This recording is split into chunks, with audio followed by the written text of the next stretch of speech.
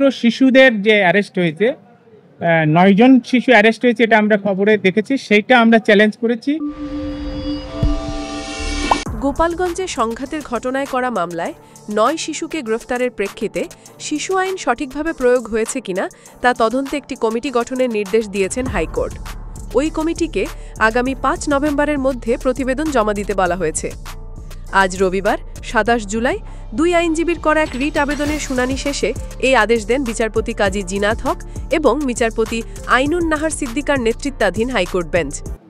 আমরা আবেদন করেছিলাম যে গোপালগঞ্জে অনেক অ্যারেস্ট হয়েছে, কিন্তু আমরা শুধুমাত্র শিশুদের যে অ্যারেস্ট হয়েছে ৯ জন শিশু অ্যারেস্ট হয়েছে, এটা আমরা খবরে দেখেছি, সেইটা আমরা চ্যালেঞ্জ করেছি যে এই শিশুদের ক্ষেত্রে দি চাইল্ড অ্যাক্ট অনুসরণ করা হচ্ছে কিনা। আমাদের দেশে চাইল্ড অ্যাক্ট আছে এবং সেখানে বলা আছে যে তাদের কিভাবে তাদের অ্যারেস্ট করলে একজন চাইল্ড অ্যাফেয়ার্স অফিসার তাদের দেখভাল করবে, তাদেরকে চাইল্ড কোর্টে প্রডিউস করতে হবে এবং তাদেরকে আলাদা জায়গায় রাখতে হবে শিশুদের ক্ষেত্রে।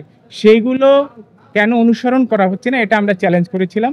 সেই চ্যালেঞ্জের পরিপ্রেক্ষিতে মহামান্য হাইকোর্ট বেঞ্চের দ্বৈত বেঞ্চ সদয় হয়ে আমাদেরকে রুল নিশি জারি করেছেন এবং একটা ডাইরেকশন দিয়েছেন যে এই রেসপন্ডেন্টদের সকলকে একটা ডাইরেকশন দিয়েছেন যে একটা ইনকোয়ারি কমিটি করতে হবে এই শিশুদের বিষয়ে। শুধুমাত্র এটা কনসার্ন হচ্ছে শিশুদের বিষয়ে।